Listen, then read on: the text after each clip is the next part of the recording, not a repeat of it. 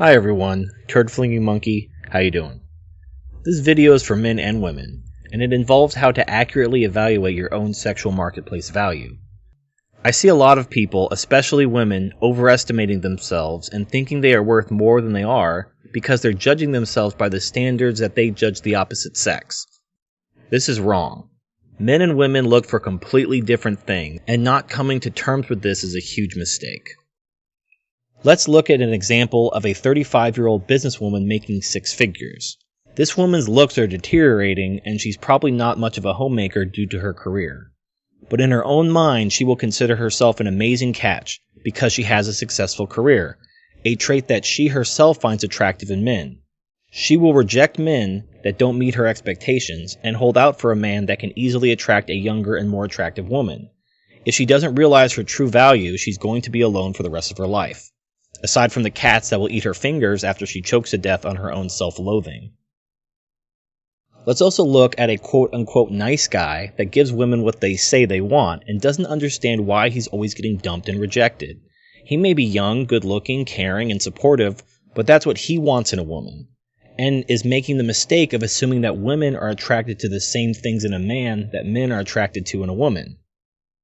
So what are men and women attracted to? Well, there are several ways to examine this, but I will share a system that I've developed. It may be similar to something you've seen before, as the basic truths are nothing new, but the system is my own. Anyway, let's get started looking at men. Men are attracted to four things in descending order: beauty, youth, virtue, and personality. Beauty is obviously a woman's physical appearance. How hot is she? Is she in shape? How big are her tits, etc.? Youth is simply the question of whether a woman is within her fertile years. Women in their 20s are the most desirable, and that worth drops quickly after their mid-30s. Virtue is a measure of a woman's character. Is she a virgin? Is she a cheater? How many sexual partners has she had? Is she a single mom? The more virtuous a woman, the more attractive she is to a man.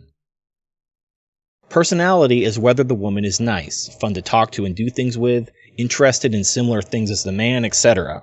This trait is desirable, but ranks at the bottom of desirable traits because it's easy to fake by women. There's a joke that having a good personality is a euphemism for being fat or ugly, and it's true for the most part. The ranking of these traits is important. They are not equal. A woman who is beautiful with a terrible personality will attract far more men than a woman who is fat or ugly but has an attractive personality. That's nature, folks. Get over it. Consider these four traits using a 15-point scale. Personality, which is at the bottom, is worth a single point. Virtue is worth twice that, 2 points. Youth is worth twice that, 4 points. And beauty is worth twice that, 8 points. As you can see, the most important thing in a woman's sexual marketplace value is her beauty, which is why women spend so much time and money on their appearance. Our businesswoman from before in her mid-30s with deteriorating looks may have a high value in her mind, but her actual value may be non-existent. She's not beautiful or youthful anymore, so those are out. She may or may not be virtuous, but let's assume that she's like most women and rode the cock carousel for a decade during her 20s. That leaves personality, the lowest ranked trait. Her high salary career might give her a sense of entitlement, wherein she expects people to always do what she says, and her being away from the office means she won't be able to offer a man much affection or companionship. In reality, this high-flying career woman has no sexual marketplace value, and if she doesn't want to die alone, she needs to seriously lower her standards. Now let's turn to women. Like men, women are attracted to four things in descending order: resources, physicality, alpha traits, and personality, bringing up the rear once again. Resources are how much money a man has and is capable of earning. Much how men have a scale to judge a woman's beauty from 1 to 10, women judge a man by how much money he earns and how much resources he has. A man earning the average wage of $50,000 a year is basically a 5, while a man earning $100,000 a year or more is basically a 10, depending on how high maintenance a particular woman is. Physicality is a man's genetics and appearance. How tall is the man? How muscular? Is he balding or does he still have his hair? Women are just as superficial as men in regards to appearance, but since it ranks at number 2 behind resources, you will still be able to get a hot woman with enough money. Alpha traits describe a man's attitude. Women like the bad boys because they're confident and assertive. They know how to take charge and how to lead. Women are naturally attracted to this. Personality is related to alpha traits, but also includes things like being thoughtful, giving a woman attention and affection, things like that. If all you have is personality, women will judge you as a creep if you try to give them attention and affection. However, if you're a good-looking rich bad boy, they'll spread their legs for you and thank you afterwards.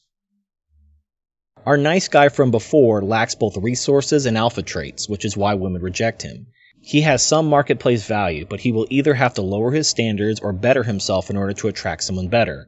This is one reason why attractive men settle for unattractive women. Another reason men might choose to date unattractive women is to prevent them from leaving them for someone equal or better than themselves. Women are able to date up, meaning that they can often get by on their looks alone, while a man will not be able to attract a woman with higher marketplace value than him. There is simply too much competition. A woman who is beautiful, young, virtuous, and has a pleasant personality will have endless men confessing their love for her. She can get any man she wants. Here's the thing though, a woman's marketplace value is almost entirely based on things that are temporary. Her beauty and youth will eventually fade, and her virtue will fade as she is sexually active, meaning that even in the best circumstances, a woman's value always goes down over time. In comparison, the only trait a man loses over time is his physicality. He may put on weight and lose his hair, but that's about it. A man can continue to attract young, beautiful women based on his other traits up until and sometimes including retirement age. So here's a message for everyone listening to this. Women, you need to find a man in your 20s and settle down while you're young and attractive, if you want a quality man. If you waste your youth having fun and expect to settle down in your 30s or even 40s, consider this your wake-up call. Men, I hope you realize by now why marriage is a bad deal. Even if the laws didn't allow women to rape men in divorce and family court, there is still no good reason to marry a woman who will age like milk while you age like wine. If you're single and childless, you'll be able to easily increase your net worth and attract beautiful women throughout your life. Everyone's probably heard the old saying, why buy the cow when you can get the milk for free?